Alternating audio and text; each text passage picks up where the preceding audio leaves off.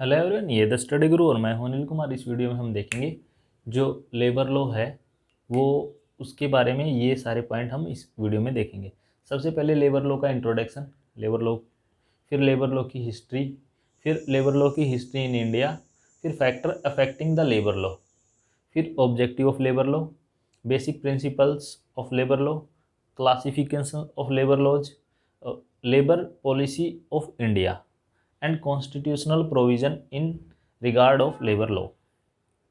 ये कुछ पॉइंट है जिसमें हम देखेंगे कि भाई लेबर लॉ का मीनिंग क्या है, डेफिनेशन क्या है, कंसेप्ट क्या है, फिर हिस्ट्री क्या है, कब ये शुरू हुआ था, फिर लेबर लॉ की इंडिया में कब लेबर लॉ शुरू हुआ था, फिर फैक्टर कौन कौन से अफेक्ट करते हैं लेबर लॉ को, फिर लेबर लॉ बनाने का ऑब्जेक्टिव क्या था और इसके बेसिक प्रिंसिपल क्या रहेंगे, क्लासिफिकेशन आप लेबर लॉ का किस तरह से करोगे, फिर लेबर लॉ की पॉलिसी क्या है इंडिया में, कॉन्स्टिट्यूशनल प्रोविज़न क्या है इंडिया में, ये सारी चीज़ें हम इस वीडियो में देखेंगे।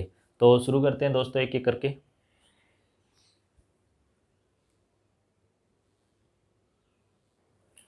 बात करते हैं इंट्रोडक्शन की। तो इंट्रोडक्शन जो है आपका लेबर लॉ का, इंट्रोडक्शन में क्या बोलता है, labour law is the legislative specifying responsibility and right in the employment. जो एम्प्लॉयमेंट है, जिस एम्प्लॉयमेंट क्या है, रोज़गार जो है जहाँ पे एम्प्लॉय काम करता है एम्प्लॉयर के लिए, एम्प्लॉयर बदले में उसको सैलरी देता है, तो वो जो रिलेशनशिप है वो एम्प्लॉयमेंट का रिलेशनशिप है। ठीक है जी। वहाँ पे कुछ रिस्पॉन्सिबिलिटी हैं, कुछ राइट हैं। वो जो रिस्पॉन्सिबिलिटी एंड राइट जो लॉ ने प्रोवाइड किए हैं, कौन से लॉ ने, लेबर लॉ ने प्रोवाइड किए हैं, जो बताए हैं, जो स्पेसिफाई किए हैं, उन लॉ का पालन करना आपका लेबर लॉ है। Particularly responsibility of employer, mainly responsibility किसकी है, एम्प्लॉयर की है। किसकी तरफ है, एम्प्लॉयज़ की तरफ है। The the right of an employ, और एम्प्लॉय जो है उसका राइट है क्या है, अगर मान लो किसी एम्प्लॉय ने काम किया है तो उसका राइट है उसको बदले में सैलरी ले। अगर मान लो उसके उसके किसी एम्प्लॉय के खिलाफ इनजस्टिस हो रहा है तो उसका राइट है कि वो उसके खिलाफ आवाज़ उठाए। अगर मान लो किसी एम्प्लॉय के साथ इनजस्टिस हो रहा है तो एम्प्लॉय की रिस्पॉन्सिबिलिटी है कि वो उसकी हेल्प करे। तो यहाँ पे क्या है, जो labour law is the legislative, एक कानून है जो स्पेसिफाई करता है responsibility and right of employment, right in employment. Employment में रिस्पॉन्सिबिलिटी एंड राइट स्पेसिफाई करता है, specifically right for employees and responsibility for employer. ठीक है जी। फिर आपका जो लेबर लॉ है वो मेनली दो तरह से देखते हैं हम उसको। वो मेनली दो तरह कौन से हैं, एक तो कलेक्टिव, एक इंडस्ट्रियल लेबर लॉ। ये आपके दो तरह से लेबर लॉ है, एक आपका कलेक्टिव लेबर लॉ है, दूसरा आपका इंडस्ट्रियल लेबर लॉ है। कलेक्टिव लेबर जो लॉ है आपका ट्रिपार्टाइट रिलेशनशिप है, किसके बीच है वो, एम्प्लॉय, एम्प्लॉयर एंड यूनियन। जो एम्प्लॉय है, एम्प्लॉयर है और यूनियन के बीच में जो रिलेशनशिप है वो कलेक्टिव लेबर लॉज का ही पार्ट है। फिर आता है आपका इंडस्ट्रियल रिलेशन। इंडस्ट्रियल रिलेशन क्या है, it's concern with the employees right and work through contract of work. जो एम्प्लॉयर और एम्प्लॉय के बीच में कॉन्ट्रैक्ट हुआ था, कॉन्ट्रैक्ट इन द सेंस जब कोई भी एम्प्लॉयमेंट दिया जाता है तो कुछ टर्म्स एंड कंडीशन साइन कराई जाती हैं कि भाई हाँ ये इतना काम करेगा, इतने घंटे काम करेगा, ये इसके का नेचर ऑफ वर्क रहेगा, इतनी इसकी छुट्टियाँ मिलेंगी, इतनी इसको सैलरी मिलेगी। वो है आपका कॉन्ट्रैक्ट ऑफ वर्क। तो इंडस्ट्रियल जो लॉ है उसमें, लेबर लॉ है उसमें फोकस किया जाता है, जो कॉन्ट्रैक्ट ऑफ वर्क है वो उसके थ्रू जो उनके एम्प्लॉयज़ हैं उनके राइट पे फोकस किया जाता है। अब यहाँ पे बात करते हैं हम लेबर लॉ की।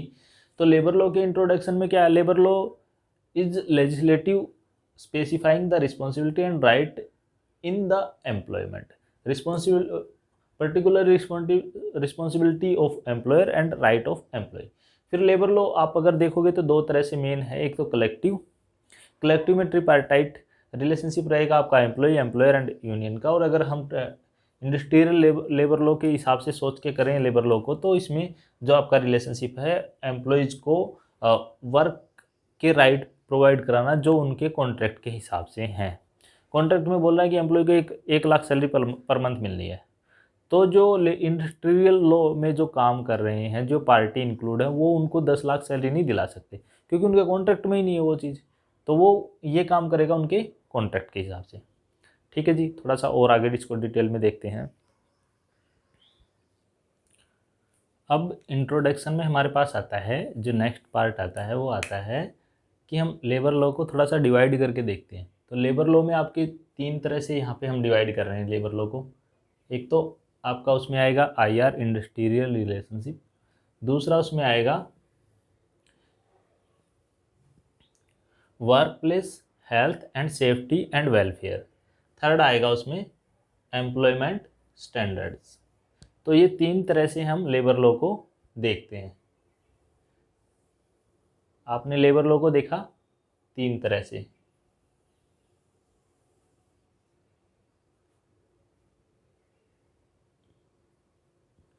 पहला IR, इंडस्ट्रियल रिलेशन।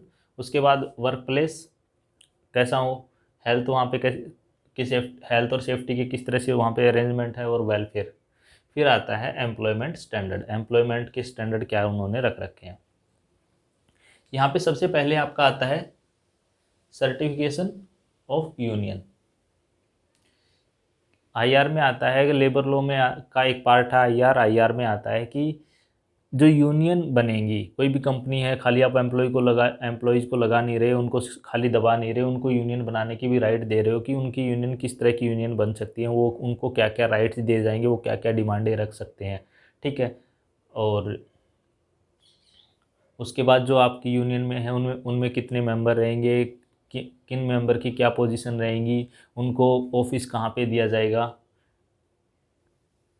फिर आता है आपका लेबर मैनेजमेंट रिलेशनशिप, जो लेबर है और जो मैनेजमेंट है उनके बीच में रिलेशनशिप किस तरह का है, अच्छा रिलेशनशिप हो। फिर आता है आपके पास कलेक्टिव बार्गेनिंग। कलेक्टिव बार्गेनिंग का मतलब क्या है कि एक एम्प्लॉय की कोई प्रॉब्लम है, वो जाएगा मैनेजमेंट के पास, मैनेजमेंट उसकी सुनेगा नहीं। लेकिन अगर 1000 एम्प्लॉयज़ की एक प्रॉब्लम है, तो वो कलेक्टिव इकट्ठे होकर वो अपनी एक प्रॉब्लम लेके यूनियन के थ्रू जाएंगे, तो उनकी बात सुनी जाएगी। तो वो ये है कलेक्टिव बार्गेनिंग। फिर आता है अनफेयर लेबर प्रैक्टिस।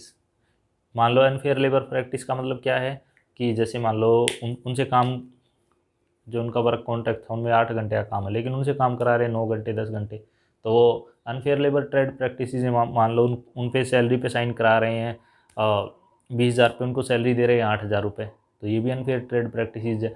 ये वाली प्रैक्टिस हम मोस्टली देखते हैं कॉलेज, जो एडिट वगैरह कॉलेजेज होते हैं उनमें देखते हैं कि टीचर जाते हैं, टीचर को साइन कराते हैं कि हाँ हम इनको 40,000 सैलरी दे रहे हैं, लेकिन इन हैंड उनको वो जो कैश सैलरी देते हैं वो 10-20,000 रुपये देते हैं।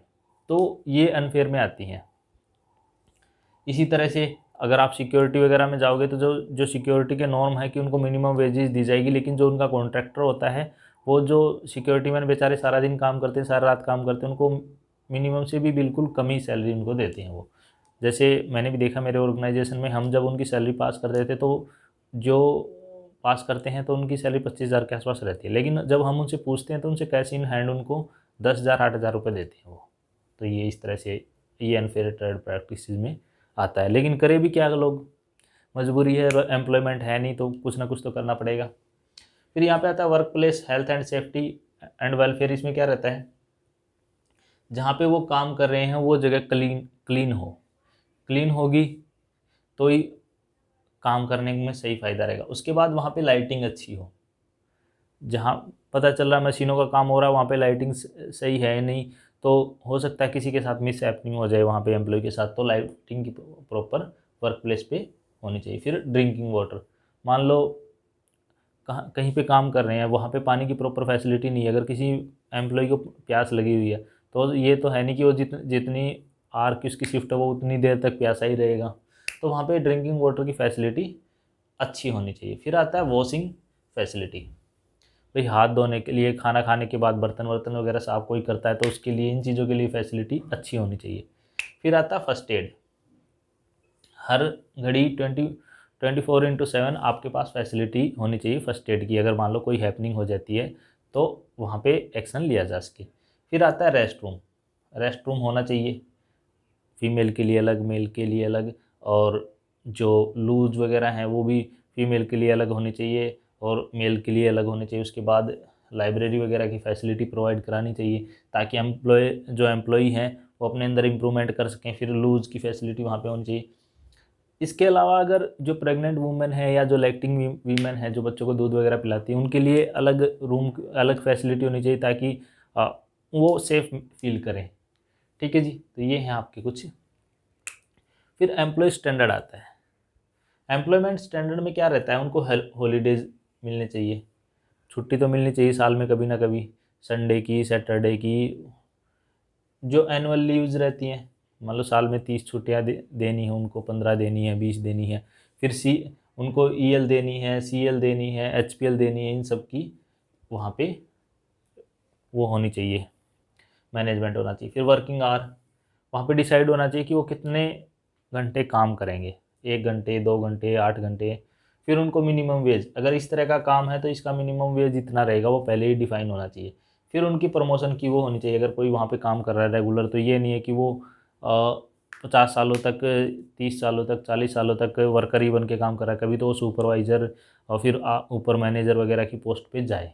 तो ये लेबर लॉ के इंट्रोडक्शन में पूरा है। ये सारी चीज़ें जो हैं आपकी लेबर लॉ में आती हैं। लेबर लॉ में मेनली, मैं एक बार फिर आपको रिमाइंड करा देता हूँ, लेबर लॉ में मेनली 3 चीज़ें आती हैं आपकी।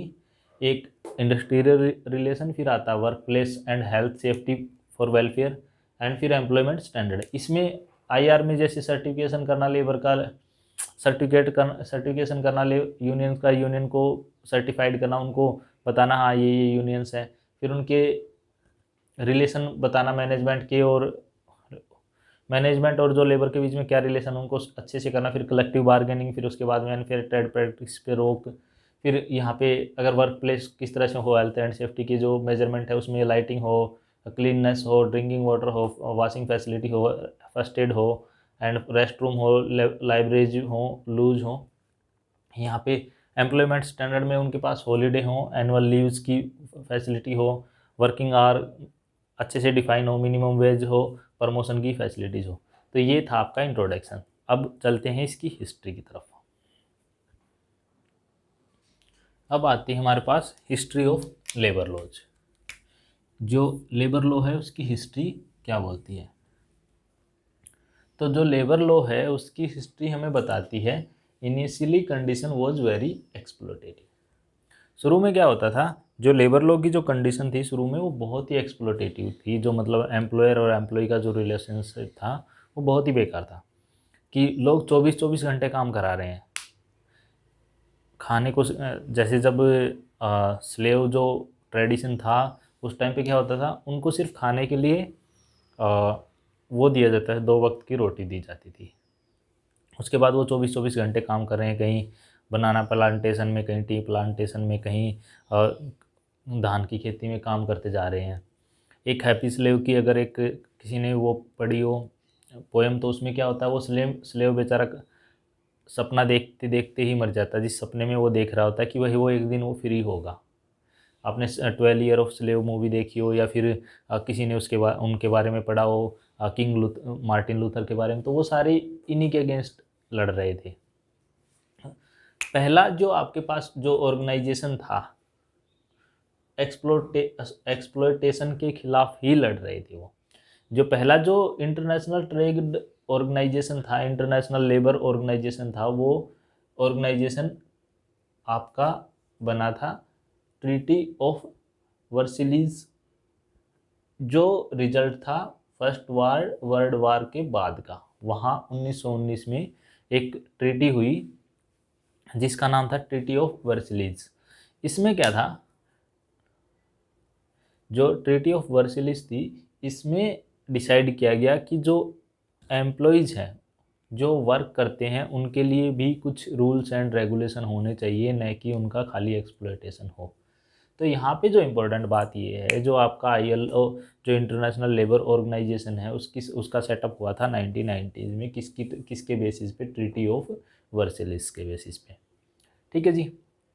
फिर इंग्लैंड ने एक कमीशन भी सेटअप किया, उसका नाम था व्हाइटले कमीशन। व्हाइटले कमीशन एक सब कमेटी थी किसकी, इंडस्ट्रियल काउंसिल में। इंडस्ट्रियल काउंसिल की एक सब कमेटी थी जिसका हेड था व्हाइटले, और जिसको व्हाइटले कमीशन के नाम से भी जाने जाते हैं। ये इनिशियली लेबर लॉ के फेवर में काम कर रहे थे। फिर क्या हुआ, बाद में एक मीटिंग हुई, कहाँ पे, बर्न में, स्विट्जरलैंड में बर्न में एक मीटिंग हुई। किन की मीटिंग हुई, international federation of trade unions, जितनी भी ट्रेड यूनियंस हैं वर्ल्ड में उनकी जो फेडरेशन है उनकी एक मीटिंग हुई बर्न में। उसमें डिसाइड किया गया कि ये चीज़ें ध्यान रखी जाएंगी। वेज लेबर हो, मतलब मजदूरी का कानून हो हर देश में, हर जगह पे लेबर से रिलेटेड। फिर प्रोटेक्ट वर्कर्स, जो वर्कर हैं उनको प्रोटेक्ट करने के लिए ट्रेड यूनियंस हो। देखो, जो आपका IFTU है, international federation of trade unions है, उन्होंने बर्न में मीटिंग की। उसमें उन्होंने डिसाइड किया कि ट्रेड यूनियन होनी चाहिए वर्कर को प्रोटेक्ट करने के लिए, इन्फोर्समेंट एक कानून होना चाहिए वेज लेबर के लिए, ये सारी चीज़ें होनी चाहिए। ठीक है जी। तो सबसे पहले कंडीशन बेकार थी, उसके बाद IL जो इंटरनेशनल लेबर ऑर्गेनाइजेशन है उसका सेटअप किया गया, जो ट्रीटी ऑफ वर्सेलिस इसके अंडर जो आफ्टर वर्ल्ड वार सेकंड की बात हुई थी, उसके बाद व्हाइटले कमीशन बनाया गया, उसके बाद ये सारी चीज़ें। अब हम थोड़ा सा और डेप्थ में देखते हैं इसको। अब हमारे पास आता है जो थोड़ा सा, अगर हम आगे चलते हैं इसमें इंडस्ट्रियल लेबर लॉ में हिस्ट्री में, तो सबसे पहले जो फर्स्ट एनुअल कॉन्फ्रेंस हुई थी वो हुई थी international labour conference. First time annual conference जो हुई थी 29 अक्टूबर 1999 को। ये डेट इम्पोर्टेंट है। फर्स्ट आपकी जो कॉन्फ्रेंस हुई थी इंटरनेशनल लेबर से रिलेटेड वो हुई थी 29 अक्टूबर को। कहाँ पे हुई थी, वाशिंगटन DC में। वाशिंगटन DC कहाँ पे है, अमेरिका में। तो आपकी जो फर्स्ट कॉन्फ्रेंस हुई थी वो हुई थी वाशिंगटन DC में 29 अक्टूबर 1999 को। 29 अक्टूबर 1999 को फर्स्ट वर्ल्ड वार के बाद का टाइम है ये।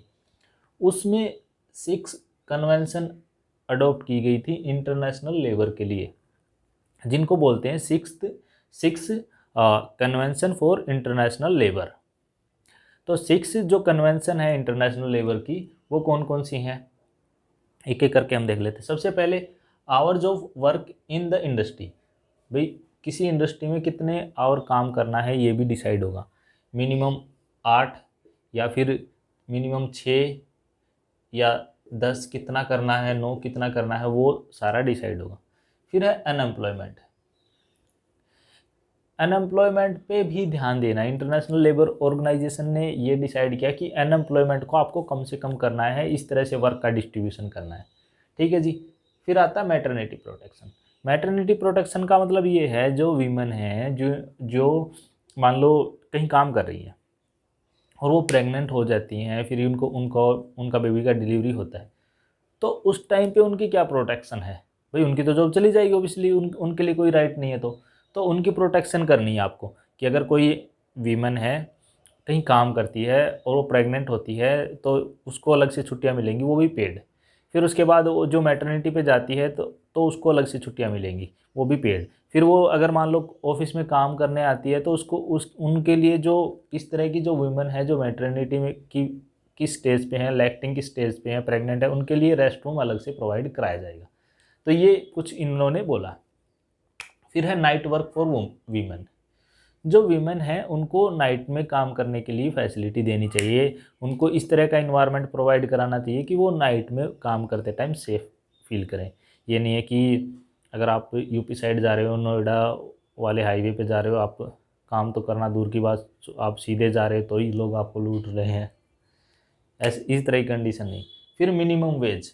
मिनिमम वेज का मतलब ये है अगर कोई काम करता है, अगर कोई कहीं काम करता है तो उसको कम से कम एक पर्टिकुलर वेज तो मिलनी ही चाहिए जिससे उसका गुजारा हो सके। ये मिनिमम वेज कितनी होनी चाहिए ये कंट्री टू कंट्री डिफ़र करती है, स्टेट टू स्टेट भी डिफ़र करती है। हरियाणा में जाओगे मिनिमम वेज ज़्यादा रहेगी, अगर आप बिहार में जाओगे, उड़ीसा में जाओगे मिनिमम वेज कम रहेगी, छत्तीसगढ़ में जाओगे। Night work for the youth in the, एक ये जो सबसे इम्पोर्टेंट बात आती है, इन्होंने एक ये कन्वेंशन में रखा था नाइट वर्क फॉर यूथ। जो यूथ है, क्योंकि यूथ है उसके पास अगर काम नहीं होगा तो वो इधर उधर जाए भटकेगा, तो उसके लिए आपको फैसिलिटीज़ प्रोवाइड करानी है। मोदी जी ने इस पर बहुत जोर दिया है कि अगर आप पकौड़े बना सकते हो तो भी ये वाला आप यूथ के लिए रोज़गार दे रहे हो। अगर आप नाले की गैस से भी कुछ बना लेते हो तो भी वो सारा आपके यूथ के वर्क में आता है। देखो हिस्ट्री में अगर हम जाते हैं, हमारे पास इंपॉर्टेंट बात ये है, फर्स्ट जो कॉन्फ्रेंस थी वो हुई थी आपकी 29 अक्टूबर 1919 को। उसके बाद कहाँ हुई थी? वाशिंगटन डीसी में हुई थी। उसमें 6 कन्वेंशन अपनाई गई थी, उनको बोलते हैं 6 convention for international labour organisation. वो वे जो 6 कन्वेंशन ये हैं कि एक तो आपको आवर डिसाइड करने, फिर एम्प्लॉयमेंट कम करना, उसके बाद मैटरनिटी पे ध्यान देना, फिर नाइट वर्क वीमन आसानी से कर सके उन पे ध्यान देना, मिनिमम वेज पे ध्यान देना, यूथ को आपको नाइट में एम्प्लॉयमेंट प्रोवाइड कराना है। ठीक है जी, ये 6 कन्वेंशन आपको याद करनी है, कहीं कहीं ना कहीं आपके एग्जाम में आ सकती हैं। आगे चलते हैं। अगर हम बात करें history of labour laws in India, जो अगर हिस्ट्री है लेबर लॉ की तो काफ़ी मतलब है, तो वैसे अगर हम एक हिसाब से देखें तो काफ़ी पुरानी है, क्योंकि लेबर लॉज वहीं जहाँ एम्प्लॉयर और एम्प्लॉय आ जाते हैं वहाँ लेबर भी के रिलेशनशिप भी आ ही जाते हैं कि उनको सेफ्टी होनी चाहिए, ये चीज़ होनी चाहिए। लेकिन इन टर्म्स देखें हम, इनफोर्सिएबल इन, हाँ, ब्लैक एंड वाइट देखें तो फर्स्ट टाइम आया था ये ब्रिटिश इंडिया में। ब्रिटिश इंडिया आपके लिए लेबर लॉ लेके आए थे। ब्रिटिश इंडिया इससे पहले कोई इस तरह के लॉ नहीं थे। पहले क्या होता था, जैसे कोई साहूकार आदमी, कोई अमीर आदमी है तो कोई गरीब आदमी अपना लड़का उसको दे आता था, जी ये आपके यहाँ पे काम कर लेगा, इसको रख लो अपने पास ही, मजदूर बना के रख लो, कुछ भी रखो तुम इसको, इसके इसके मुझे पैसे दे दो। इस तरह के सिस्टम भी चलते थे इंडिया में। ठीक है, तो फिर ब्रिटिश इंडिया इसके खिलाफ लॉज लेके आए। सबसे पहले लेके आए factory act 1883। Factory act 1883 India में फर्स्ट टाइम लेबर लॉ था। उसमें बोला गया क्या कि भाई जो वर्किंग आवर रहेंगे वो 8 आवर रहेंगे। फिर उसमें बोला गया कि वर्किंग आवर के साथ एबोलिशन ऑफ चाइल्ड लेबर, आप इंडस्ट्री में चाइल्ड लेबर को नहीं लगाओगे। उसके बाद रिस्ट्रिक्शन किए गए वीमेन का कि भाई जो लेडीज़ हैं उनको रात में काम पे नहीं लगाओगे आप, वीमेन की सेफ्टी को देखते हुए। ठीक है, फिर अगर आप उनसे 8 घंटे से ज़्यादा काम लेते हो, 10 घंटे 12 घंटे 20 घंटे काम लेते हो तो उनको ओवर टाइम दो। ओवर टाइम जो वेजेज है उसके डबल रेट से दिया जाएगा। ठीक है जी। अब फिर क्या हुआ, 1929 में एक लॉ बनाया गया, ट्रेड डिस्प्यूट एक्ट। 1929 में एक एक्ट बनाया गया जिसका नाम था ट्रेड डिस्प्यूट एक्ट, जिसमें बोला गया उनके जो एम्प्लॉयज़ हैं उनके पास राइट है स्ट्राइक करने का एंड लॉकआउट करने का। मान लो उनके साथ इनजस्टिस हो रहा है तो वो स्ट्राइकर्स पे जा सकते हैं। फिर जो जो उस टाइम पे जो लाला लाजपत राय थे और जो ये छोटू राम टाइप थे एंड सरदानंद टाइप थे, वे किसान नेता थे, उन्होंने किसान यूनियंस बनाई।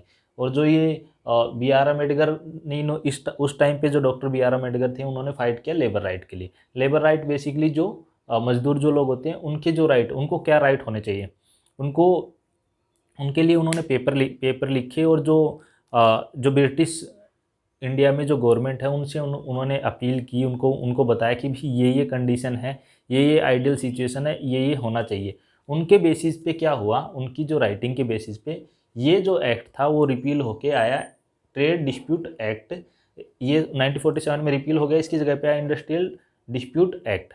इसमें क्या किया गया, इसमें जो कमियां थी उसके साथ साथ उनको सुधार किया गया कि ये सारी चीज़ भी आएंगी इसमें। और ये जैसे मिनिमम आवर कितना होना चाहिए, आपको जो चाइल्ड लेबर है उसकी एज बढ़ानी पड़ेगी, वीमेन को उतनी ही सैलरी देनी पड़ेगी।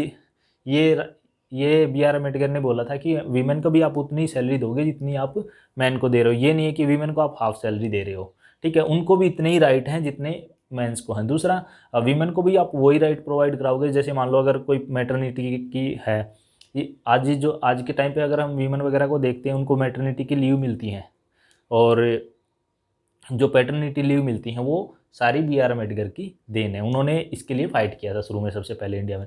उसके बाद उन्होंने जैसे वीमेन को जैसे ये मिलती है, चाइल्ड लेबर मिलती है, मतलब चाइल्ड केयर लीव मिलती हैं, वो उन्होंने डिसाइड किया कि वो कहाँ जा सकते हैं, क्योंकि वो ये चीज़ें नेचुरल हैं। तो ये वाली बात ऑल ओवर वर्ल्ड भी अप्लीकेबल हो रही थी, तो ब्रिटिश इंडिया ने भी इंडिया में अप्लीकेबल करने की बात की। ठीक है जी, तो ये हमारा कुछ हिस्ट्री है इंडिया की लेबर लॉ की थोड़ा सा अब हम और आगे चलते हैं। अब जो हम बात करते हैं जो factor affecting the labour law, ये है इंटरनेशनल या ऑल ओवर वर्ल्ड के हिसाब से। तो पहले जो कंडीशन होती थी बहुत ही एक्सप्लोटेटिव होती थी। सबको पता है कि एक टाइम ऐसा था जब कोयले की खदानें होती थी जहाँ पे फ्रांस में, और फ्रांस की जो कॉलोनीज़ थी उनमें, प्लस अगर हम बात करें इंग्लैंड वगैरह में, तो इतना बुरा हाल था वहाँ पे। कोई 18-18 घंटे काम कर रहे हैं, 6-6 साल के बच्चे कोयले की खदानों में जा रहे हैं, तो उनका क्या भविष्य था। तो उस टाइम पे एक टीबी की जो बीमारी होती थी वो बहुत लार्ज स्केल पे फैल गई थी। ठीक है, तो उनको लो वेज मिलती थी, एक्सप्लोटेटिव कंडीशन होती थी, वीमेंस की कोई वहाँ पे कोई कदर नहीं थी, इस तरह से ना करके। फिर आता कंटेम्प्रेरी इवेंट्स। तो उस टाइम पे अब क्या हुआ बाद में, कंटेम्प्रेरी इवेंट्स जैसे मैक्स वेबर है और जो रूसो है, इंडस्ट्रियल जो वहाँ पे फ्रांस की जो क्रांति है, रूस की जो क्रांति, वो फिर उन्होंने फिर इसको जन्म दिया लेबर लॉज को, कि भाई नहीं, लेबर के साथ आप इतना बुरा व्यवहार नहीं कर सकते। फिर ग्रोथ ऑफ ट्रेड यूनियंस, फिर सारी दुनिया में ट्रेड यूनियंस बनने लगी। ट्रेड यूनियन बनने लगी तो वो अपने जो एम्प्लॉयज़ हैं, अपने जो वर्कर हैं, अपने जो साथी हैं, उनकी डिमांड उठाने लगी। डिमांड अगर नहीं मान रहे तो और ट्रेड यूनियन आपस में मिलने लगी, तो उनकी मजबूती होने लगी। फिर पॉलिटिकल फ्रीडम, उस टाइम पे क्या हुआ, सारी दुनिया में फ्रीडम की डिमांड होने लगी। फ्रीडम जो किसी दूसरे देशों की जो के अंडर में कॉलोनी थी, तो जो कॉलोनी जो कंट्री थी वो उनमें भी फ्रीडम की डिमांड उठने लग गई थी। तो फ्रीडम की डिमांड को में कौन जो इन्वॉल्व था, मेनली जो फार्मर्स थे, जो लोअर स्टेटा के जो लोग रहते हैं, जो बेसिकली जो आपके वर्कर टाइप के जो लोग रहते हैं, आर्टिसियन जो लोग रहते हैं, वो सारे इसमें इंक्लूड थे। फिर क्या था, राइज ऑफ सोशलिस्ट थिंकिंग।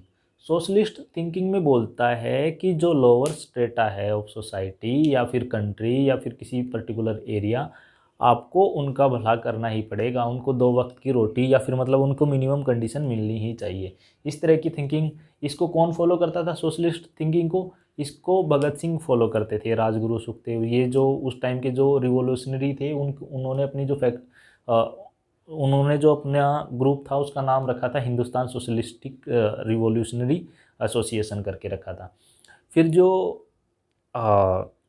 हमारे सुभाष चंद्र बोस थे और जो नेहरू थे, वो सोशलिस्ट थिंकिंग से इम्प्रेस थे। उन्होंने जब जो सुभाष चंद्र बोस थे, उन्होंने बोला था कि जो अगर इंडिया आज़ाद होता तो यहाँ पे सोशलिस्ट थिंकिंग अप्लीकेबल की जाएगी। इसी तरह से फिर जब 1930 में जब उन्होंने पूर्ण स्वराज की डिमांड रखी थी, तो उस टाइम पे जवाहरलाल नेहरू ने बोला था जब भी इंडिया कभी आज़ाद होगा उस टाइम पे हम इंडिया में सोशलिस्ट थिंकिंग लेके आएंगे। सोशलिस्ट थिंकिंग को देखते हुए ही जब हमारा सेकंड जो प्लानिंग कमीशन बनाया गया था, उसमें आपको इंडस्ट्री पे फोकस किया गया था, ताकि जो लोअर स्टेटा के लोग हैं उनको ज़्यादा रोज़गार मिले। तो उन्होंने गवर्नमेंट सेक्टर को बढ़ावा देने के लिए उस टाइम पे 2 ग्रुप थे। जब इंडिया आज़ाद हुआ तो 2 ग्रुप थे। एक तो ग्रुप था आपका अमेरिका, जो कैपिटलिस्ट थिंकिंग रखता था, कि उनका मानना था कि जो पूंजीवादी लोग हैं आपको उनको बढ़ावा देना चाहिए। फिर दूसरा था रसिया, जो वहाँ हाल ही में क्रांति देखी थी, उनका मानना था कि जो जो वर्कर ग्रुप है आपको उनको इस तरह से जो उनकी योग्यता है उनको उसके हिसाब से काम देना चाहिए, न कि आपको किसी पर्टिकुलर एक बिजनेसमैन को आप सपोर्ट कर रहे हो। तो जो हमारे मतलब उस टाइम पे प्रधानमंत्री थे जवाहरलाल नेहरू जी, उन्होंने फोकस किया आपका सोशलिस्ट थिंकिंग पे। जो सुभाष चंद्र बोस और जो ये हमारे और जो उस टाइम पे महान जो लीडर रहे थे आज़ादी के टाइम पे, भगत सिंह, राजगुरु, सुखदेव एंड चंद्रशेखर आज़ाद, जो इस तरह की थिंकिंग रखते थे उस टाइम पे। ठीक है जी। और सोशलिस्ट थिंकिंग में के बाद आता है हमारे पास ग्रोथ ऑफ ह्यूमैनिटेरियन आइडिया। तो ह्यूमैनिटेरियन आइडियाज़ भी भाई, हाँ, आदमी की भी कीमत होनी चाहिए, उसकी जान की भी कीमत होनी चाहिए, ये लोगों में थिंकिंग बढ़ने लगी। फिर क्या हुआ, नहीं तो फिर इंडिया में किस तरह की थिंकिंग थी, इंडिया में एक दूसरे को मतलब आदमी को आदमी नहीं समझते थे। फिर establishment of ILO, international labour organisation बन गया। तो फिर दुनिया के लिए इंटरनेशनल लेबर ऑर्गेनाइजेशन बना, उसने अपनी 6 कन्वेंशन दी कि सारी दुनिया में इस तरह की कन्वेंशन होनी चाहिए। तो एक नोबल आइडियाज़ मिल गए उनको कि भाई ये चीज़ें तो होनी ही पड़ेंगी। ठीक है जी, नहीं होगी तो फिर प्रेशर आएगा इंटरनेशनल लेवल से। तो ये थे कुछ फैक्टर जो अफेक्ट करते हैं आपके लेबर लॉ को इंडिया, मतलब ऑल ओवर वर्ल्ड में। अब इंडिया में कौन से फैक्टर थे जो लेबर लॉ को अफेक्ट करते थे, वो और हम देख लेते हैं। अब क्या आया, अगर हम फैक्टर अफेक्टिंग लेबर लॉ की बात करें इंडिया में पर्टिकुलरली, तो फैक्टर ये हैं जो आपको इंडिया में अफेक्ट करते हैं। एक तो influence of colonial rule. India में जो रूल था उस टाइम पे कॉलोनी का उसका ब्रिटिश गवर्नमेंट का था। ब्रिटिश गवर्नमेंट की इंडिया कॉलोनी थी, तो वहाँ पे क्या था, जो ब्रिटिशर अपने यहाँ पे जो रूल अप्लीकेबल कर रहे थे वो इंडिया में भी अप्लीकेबल कर रहे थे कुछ हद तक। फिर फ्रीडम स्ट्रगल, जब फ्रीडम स्ट्रगल हो रहा था तो जो जो हमारे फ्रीडम फाइटर थे उन्होंने देखा हमारे देश के साथ, क्योंकि वो मोस्टली जो फ्रीडम फाइटर थे, जो अगर हम बात करें गांधी की, नेहरू की, सुभाष चंद्र बोस की, सत्येंद्र बोस की, या जो बड़े बड़े बिजनेसमैन हैं, या B.R. अम्बेडकर, वो सारे विदेशों में पढ़ के आए हुए थे। तो विदेशों में पढ़ के आए थे तो उन्होंने वहाँ पे देखा कि वहाँ पे लोगों का जीवन यहाँ के लोगों के जीवन से बिल्कुल ही अलग है। यहाँ पे लोगों की कोई, तो उन्होंने फिर इनकी डिमांड की। फिर इंडिया में एक ट्रेड यूनियन बन गया था 29 में, तो उनके पास लॉकआउट एंड स्ट्राइक के राइट आ गए थे, तो फिर और उन्होंने डिमांड की। फिर थिंकिंग चेंज होने लगी, लोगों की थिंकिंग सोशलिस्ट होने लगी कि नहीं, आपको कंट्री के हर आदमी को उतना ही राइट है जितना उस देश के प्राइम मिनिस्टर को राइट है। और फिर सोशलिस्ट थिंकिंग आने लगी बाद में। फिर अभी धीरे धीरे चेंज होकर आज के टाइम पे हमारी जो थिंकिंग है वो कैपिटलिस्ट हो गई। अब हमारे जो मोदी जी क्या कर रहे हैं, सब चीज़ उठा के अडानी जी को दे देते हैं, अंबानी जी को दे देते हैं, फिर वो इस हिसाब से अपने हिसाब से रूल करते हैं। अब गवर्नमेंट कंपनीज की अगर हम बात करें, तो आपने BSNL को 4G का लाइसेंस नहीं दिया, MTNL को नहीं दिया, आपने उठा के एक नई कंपनी जिसके पास कोई एक्सपीरियंस नहीं है आपने उसको दे दिया, वो भी फ्री में। फिर आपके पास आता है एजुकेशन। फिर लोगों में उस टाइम में क्या थी, एजुकेशन बढ़ने लगी। जब लोगों में एजुकेशन बढ़ती है तो अवेयरनेस भी बढ़ती है, वो अपने अधिकारों की डिमांड करते हैं। एक आदमी अनपढ़ आदमी होता है या एक आदमी कम पढ़ा लिखा आदमी होता है, वो अपने अधिकारों के बारे में इतना अवेयर नहीं होता। जो एक आदमी पढ़ा लिखा होता है वो आदमी मर जाता है, लेकिन वो अपने अधिकारों के लिए उसकी एक थिंकिंग होती है, पर्टिकुलरली वो उसके लिए लड़ता है। जैसे अगर हम बात करें, एक जिसने कोपरनिक्स ने बताया था कि नहीं, अर्थ का जो जो सेंटर ऑफ अर्थ है वो सन है, न कि अर्थ है। तो उसके बेसिस पे क्या हुआ, वहाँ के चर्चिज में मांग उठने लगी कि भाई ये प्रकृति के नियम के खिलाफ जा रहा है, जो सेंटर है वो तो अर्थ है, ये इस आदमी को सजा दो। उस आदमी ने बात नहीं मानी, आखिरी में उस आदमी को जहर दे दिया गया, लेकिन उस आदमी ने अपनी बात पे वो अड़ा रहा है। उसके बहुत सालों बाद, 100-200 सालों बाद वो बात प्रूव हुई कि भाई वो जो कह रहा था वो बात सही कह रहा था। तो जो बंदा अपनी, जो आदमी सही होता है, पढ़ा लिखा होता है, वो अपनी बात पे अड़ता है। इसी तरह से अरस्तु, तो ये सारे जितने भी लोग रहे हैं उनके साथ कभी ना कभी बुरा हुआ है, लेकिन उन्होंने जो अपनी एक बात कही। अभी भी अगर हम देखते हैं इंडियन, अगर हम जो अर्थ वो देखते हैं, इंडिया के जो पंचांग टाइप चीज़ें देखते हैं, वो बेसिकली उनका बेस ही गलत है। बेस गलत कैसे है कि वो बेस मान के चलते हैं अर्थ को, जबकि बेस है आपका जब अगर हम सेंटर मान के चलते हैं, सेंटर अर्थ थोड़े ही है सोलर सिस्टम का, सेंटर तो आपका सन है। अगर आप सेंटर ही गलत मान के चल रहे हो, आप उसके बेसिस पे कैलकुलेशन कर रहे हो, तो फिर रिजल्ट भी तो गलत भी आएंगे ना। तो थोड़ा सा हम इसके ऑब्जेक्टिव और देख लेते हैं। अब हमारे पास आता है कि जो हमारे लेबर लॉ हैं उनके बेसिक प्रिंसिपल्स क्या हैं जिन पे वो डिपेंड करते हैं। तो आपके जो लेबर लॉ हैं उनके बेसिक प्रिंसिपल 4 हैं। वो 4 बेसिक प्रिंसिपल कौन कौन से हैं? पहला है आपका सोशल जस्टिस। कोई भी आपके देश में, हमारे देश में कोई भी लेबर लॉ बनेगा, उसमें सबसे पहले उसका प्रिंसिपल आएगा सोशल जस्टिस। वो लेबर लॉ इस तरह का हो कि वो जस्टिस करे वर्कर के साथ, एम्प्लॉयर के साथ, ट्रेड यूनियन के साथ, जो भी उसकी पार्टीज़ हैं उनके साथ वो जस्टिस करे। फिर है सोशल इक्विटी, वो फोकस करे सोशल इक्विटी पे। सोशल इक्विटी का मतलब क्या है कि सबको समानता हो, तो वो सबकी समानता की बात करे। तो फिर आता है सोशल सिक्योरिटी। जो आपके बेसिक प्रिंसिपल हैं लेबर लॉ के, उसमें आता है social security. Social security provide कराए, मान लो कुछ नुकसान हो जाता है, मान लो उसकी हेल्थ को, हाथ को, पैर को, नाक को भी डेथ हो जाती है, कैजुअलिटी हो जाती है, उन सब में, या फिर रिटायरमेंट के बाद, या फिर हेल्थ से रिलेटेड, उसके बच्चों की एजुकेशन से रिलेटेड, वो सारी सोशल सिक्योरिटी वो प्रोवाइड कराए। ये लेबर लॉ के प्रिंसिपल होते हैं। फिर आता है नेशनल इकोनॉमी। खाली वो इन चीज़ों के बारे में नहीं सोचेगा आपका लेबर लॉ, आपकी नेशनल इकोनॉमी के बारे में भी सोचेगा एज ए होल। तो आपके बेसिक प्रिंसिपल क्या हैं? आपके बेसिक प्रिंसिपल 4 हैं। बेसिक प्रिंसिपल 4 कौन कौन से हैं? पहला आपका प्रिंसिपल है सोशल जस्टिस। जो आपके लेबर लॉ है वो आपके सोशल जस्टिस के बारे में सोचेंगे। एम्प्लॉय के, एम्प्लॉयर के ट्रेड यूनियंस के अदर जो पार्टीज हैं उनकी सबका सोशल जस्टिस हो। फिर है सोशल इक्विटी। सोशल इक्विटी में क्या है, सोशल इक्विटी में आप सबको बराबर लेके चलोगे, समानता से लेके चलोगे, ठीक है जी। सबका मान लो बिजनेस में बढ़ रहा है, प्रॉफिट 20% बढ़ रहा है, ठीक है जी। प्रॉफिट 20% बढ़ रहा है तो एम्प्लॉय की इनकम भी बढ़नी चाहिए साथ साथ 20%। ये नहीं है कि प्रॉफिट प्रॉफिट तो आप दबा के बैठ रहे हो, तो उनको उसमें उसके बाद आपको सोसाइटी के लिए भी कुछ काम करने पड़ेंगे। जैसे मान लो पार्क वगैरह बनवा दिए, ओल्ड एज पेंशन वगैरह करा दिए, बच्चों को फेलोशिप वगैरह प्रोवाइड करा दी, इस तरह की सोशल इक्विटी। फिर आता है इन्वायरमेंट वगैरह के लिए कुछ किया।